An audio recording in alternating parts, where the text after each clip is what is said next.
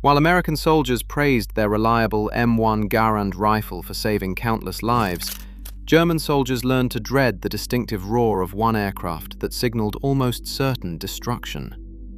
After all, it did not earn nicknames like the Jug and become the terror of the Wehrmacht for nothing. The real story behind why this weapon became so feared is much darker, and as German troops discovered firsthand, far more lethal than anyone initially imagined. Now, let's go back and explain how what would become the P-47 Thunderbolt was created. In the late 1930s, it was realized how crucial modern fighter aircraft had become. But during that time, American fighters were relatively lightweight designs armed with rifle-caliber machine guns. As war erupted in Europe, Luftwaffe fighters like the Messerschmitt Bf 109 exposed the need for something with more power and protection. Military planners specifically demanded a new fighter that could dominate those aircraft much more effectively than the lightweight interceptors they had. That request landed with Alexander Kartveli, a Georgian immigrant working at Republic Aviation. He received requirements to create a new fighter that would combine overwhelming firepower with high-altitude performance beyond anything American manufacturers had built before. He began with a concept for a lightweight aircraft powered by an Allison inline engine armed with just 6 machine guns. But after studying combat reports from France and Poland in 1940, he realized this approach was fundamentally flawed. So he scrapped everything and started over with a radical new design built around the massive Pratt and Whitney R2 800 double Wasp engine, producing 2,000 horsepower. That engine alone weighed more than some complete enemy fighters. He added a sophisticated turbocharger system that required exhaust pipes running along both sides of the cockpit to a turbine mounted in the belly. He equipped it with 850 caliber Browning machine guns, 4 in each wing, loaded with 3,400 rounds of ammunition. They did not know it at the time, but they had created one of the most powerful fighter bombers that was soon about to change warfare across Europe. After months of intensive work, the first prototype was ready for testing and took its maiden flight on May 6, 1941, with test pilot Lowry P. Brabham at the controls. It soon entered production as the P-47 Thunderbolt. At first, it was not looking very promising. Fighter pilots were horrified when they first saw it. At over 10,000 pounds empty, it was 50% heavier than the P-51 Mustang and nearly double the weight of a British Spitfire. It required enormous runways to take off and land, making it unsuitable for many airfields. It guzzled fuel at an alarming rate, giving it barely half the range of other fighters. It had sluggish handling at low speeds, making it vulnerable in turning dogfights. Early pilots nicknamed it the Jug, possibly short for Juggernaut, though some less charitable aviators suggested it looked like a milk jug. German pilots who first encountered it in April 1943 actually laughed, with one radioing that the Americans were flying barrels. So at first, many believed it would never succeed in combat, but no one could imagine just how everything would soon change. Development continued, and the design was refined. Engineers solved the feeding mechanism problems, and they developed tactics that played to the Thunderbolt's strengths rather than its weaknesses. They discovered that while it could not turn with German fighters, it could outdive anything in the sky, and use its tremendous weight and power to bounce enemy aircraft from above. A bubble canopy was added, giving pilots excellent visibility. External fuel tanks extended its range. Wing hardpoints were strengthened to carry bombs and rockets. This concept began to look promising, and with these improvements, the aircraft earned its reputation as America's heavyweight champion. During this time, other nations relied on lighter, more agile fighters or switched to cannon armament. But the Americans believed the Thunderbolt's rugged construction, 850 caliber machine guns, and ability to absorb punishment would make it effective. So it stayed in production. Just how effective it would be was now going to be found out, as operations intensified over Europe. Now, As operations over Europe escalated in 1943, the United States already had P-47 aircraft serving in multiple roles: high-altitude bomber escorts, fighter sweeps over occupied territory, and increasingly ground attack missions that would define its legacy. Effective against almost anything German forces could field on the battlefield. At first, the biggest use was escorting heavy bombers deep into Germany at altitudes where its turbocharged engine gave it superiority over enemy interceptors. In some missions, the P-47 achieved remarkable results. The 56th Fighter Group, for example, became legendary, claiming almost 1,000 enemy aircraft destroyed, more than any other 8th Air Force unit. Individual aces like Robert Johnson became famous after his Thunderbolt absorbed 21 20mm cannon shell hits, plus more than 200 machine gun bullet holes, and still brought him home. Francis Gabreski became America's top ace in Europe, flying P-47s before he was shot down. As the invasion of France approached, tactics evolved dramatically. P-47s would escort bombers to their targets, then descend to treetop level, hunting German convoys, trains, and airfields on the return flight. When fully loaded with bombs and rockets in addition to its 8 machine guns, it could deliver half the payload of a B-17 Flying Fortress bomber. The P-47 immediately proved exceptional in the ground attack role and had that perfect balance between firepower, survivability, and payload capacity. It was devastating. More than enough to shred enemy vehicles, locomotives, and troop concentrations. It could easily destroy engine blocks and penetrate light armor with armor-piercing rounds. When entire fighter groups conducted systematic destruction of German transportation networks, the result was catastrophic for any army trying to maneuver. Very soon into the campaign after D-Day, the P-47 became the primary ground attack aircraft supporting Patton's Third Army. By war's end, over 15,600 P-47s had been produced, making it the most produced American fighter ever. The Germans were completely overwhelmed by American fighter bombers that were simply everywhere over the battlefield.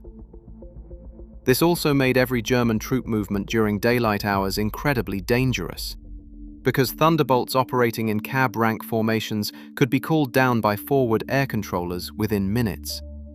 This is why Patton's Third Army had more intelligence officers dedicated to coordinating airstrikes than any other army.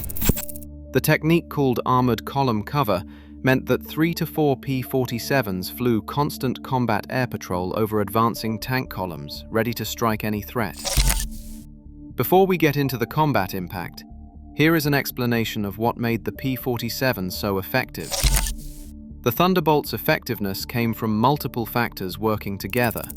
Its 850 caliber Browning machine guns could fire 100 rounds per second combined, creating a cone of destruction roughly 6 feet wide. The rugged radial engine, unlike liquid-cooled designs, could absorb tremendous damage and keep running. If coolant lines were hit on inline engines, the aircraft had minutes before seizure. The R2800 could lose entire cylinders and still produce power. The massive airframe could sustain hits that would down lighter fighters. Pilots reported bringing Thunderbolts home with control surfaces shredded, wings holed, and tail sections damaged, yet the aircraft remained controllable. The turbocharged engine maintained power at altitudes where German fighters struggled, giving American pilots the ability to control the terms of engagement. They could dive from altitude, make a single firing pass, then zoom back up beyond the reach of enemy fighters. Now, let us talk about how German soldiers regarded the Thunderbolts and why they absolutely dreaded them. The first and most obvious reason is that the Americans began coordinating overwhelming tactical air power with their ground advances as their main operational approach. The Germans were terrified by it. The Americans never suffered from a lack of aircraft or ammunition the way the Germans did, and it seemed that whenever German troops attempted to move, deploy, or counterattack, P-47 Thunderbolts would appear overhead within minutes. Being attacked by P-47s armed with rockets and bombs is not the same as facing fighters with only machine guns.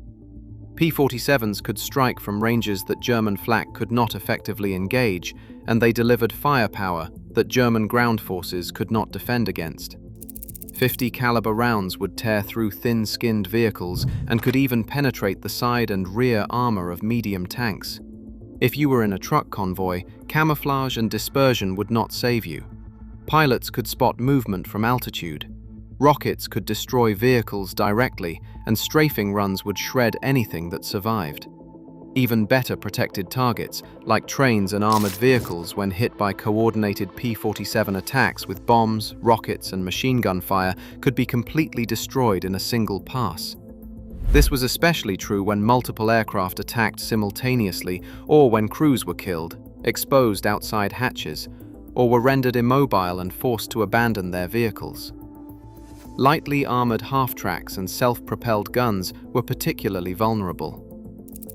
The Wehrmacht still relied on thousands of horses for logistics, and attacks on those logistics created scenes German troops found deeply disturbing to witness. There is also one important aspect the Germans felt directly, and that is the psychological effect of constant air attack. Fighter pilots described themselves as killers, who saw bullets tear bodies apart and watched bombs explode among gun emplacements, shredding equipment and tearing into fragments. They fought anti-aircraft positions at point-blank range in contests that often ended with one side or the other destroyed. German soldiers learned that any movement during daylight invited immediate attack. When the weather cleared after Christmas 1944, during the Battle of the Bulge, German commanders reported to Berlin that heavy enemy flying activity, including fighter-bomber attacks on German spearheads, made continued offensive operations impossible. The Luftwaffe was running out of aviation fuel, making German air cover virtually non-existent. One German general, after surrendering 20,000 troops, did not surrender to the ground force commander, but specifically to the Air Force liaison officer, showing who they truly feared. So now you can understand why German troops absolutely dreaded the P-47. They adapted their tactics to avoid American air power, shifting to night movement, increased camouflage discipline, and dispersal. Those changes fundamentally slowed their operational tempo. The Germans never had anything comparable to the organized, close air support system the Americans developed. Their ground attack aircraft had been devastated over Russia, and they lacked the fuel, training, and aircraft to contest American air superiority over Western Europe. The Luftwaffe's remaining fighters were primarily engaged in trying to stop strategic bombing raids, leaving German ground forces essentially defenseless. Now, before we get into remarkable statistics about P-47 operations, let's look at the various weapon loads they employed. The standard armament was 850 caliber machine guns with 3,400 rounds, already powerful against most targets. But there were also specialized configurations that made it even more lethal. First, they could carry up to 2,500 pounds of bombs, typically either 500-pound or 1,000-pound general-purpose bombs, effective against bridges, buildings, and fortified positions. 5-inch high-velocity aircraft rockets, when equipped, gave the P-47 firepower equivalent to a battery of 105mm howitzers. These rockets were particularly effective against armored vehicles. P-47s could carry bombs and rockets at the same time for maximum effect. Napalm was also employed, burning through defensive positions and creating psychological terror among German troops. Fighter-bomber pilots would load mission-specific ordnance based on intelligence about target types. Against tank columns, they would carry rockets and armor-piercing ammunition. Against rail yards, they would use heavy bombs to crater tracks and destroy rolling stock. Against troop concentrations, they employed a mix of fragmentation bombs and machine gun fire. The flexibility meant P-47 units could rapidly shift from one target type to another, supporting ground operations. From D-Day on June 6, 1944, until VE Day on May 8, 1945, P-47s were credited with destroying 86,000 railway cars, 9,000 locomotives, 6,000 armored fighting vehicles, and 68,000 trucks. These are not estimates. These are confirmed kills documented by gun camera footage and pilot reports. The systematic destruction of German transportation infrastructure meant that even when German factories produced replacements, those replacements could not reach frontline units, slowing German operations and helping Patton's rapid advances. This leads to Patton's relationship with air power. General George Patton commanded the Third Army, which conducted the fastest, most aggressive offensive in American military history. His success depended entirely on close air support from the 19th Tactical Air Command, equipped primarily with P-47 Thunderbolts. Patton recognized that fighter-bomber support was absolutely essential to the Third Army's unprecedented advance across France.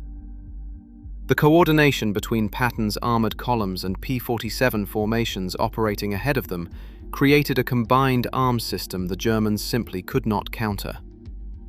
When Third Army intelligence identified enemy strongpoints, P-47s would strike them before ground forces arrived. When German units attempted counterattacks, Thunderbolts destroyed them before they could concentrate. German commanders interrogated after the war consistently cited Allied AIR superiority, particularly fighter bombers, as the decisive factor that made continued resistance impossible once the Allies broke out of Normandy.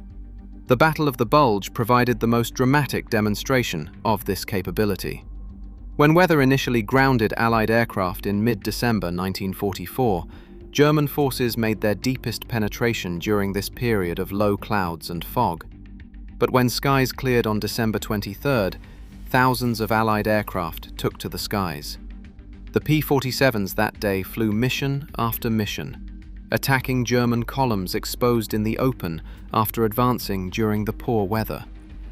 German Army Group B reported to Berlin that the entire attack zone was under heavy fighter-bomber attack, making movement impossible.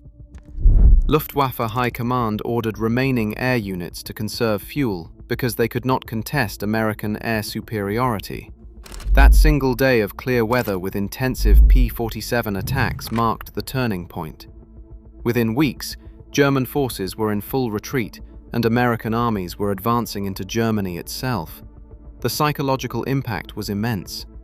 German troops who had experienced the constant pressure of Allied air attack understood that without protection from above, offensive operations were suicidal.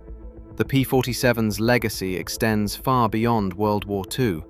After proving itself in combat, it continued serving with various air forces for decades.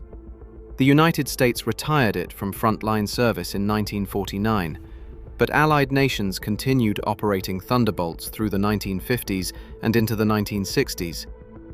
Peru did not retire its last P-47s until 1966, over 20 years after the war ended. The design philosophy influenced future aircraft development significantly. When the United States needed a close air support aircraft in the 1970s to counter Soviet armor, designers created the A-10 Thunderbolt II. They deliberately chose the name to honor the P-47's legacy, recognizing that rugged, survivable ground attack aircraft remain essential regardless of technological advancement. The A-10 shared many characteristics with its namesake, including a heavily armored cockpit, the ability to absorb damage, and overwhelming firepower against ground targets. Today, military historians analyzing World War II in Europe recognize the P-47's contribution as significant to Allied victory. Flying over 545,000 sorties throughout the war, P-47 pilots shot down over 3,700 enemy aircraft in air combat, while destroying thousands more on the ground. The combination of American industrial capacity producing over 15,000 of these aircraft, pilot training that created skilled operators, and tactical doctrine that employed them effectively, created a weapons system the Germans simply had no answer for. From the hedgerows of Normandy to the forests of the Ardennes, the distinctive sound of Pratt and Whitney radial engines became synonymous with Allied AIR superiority and German defeat.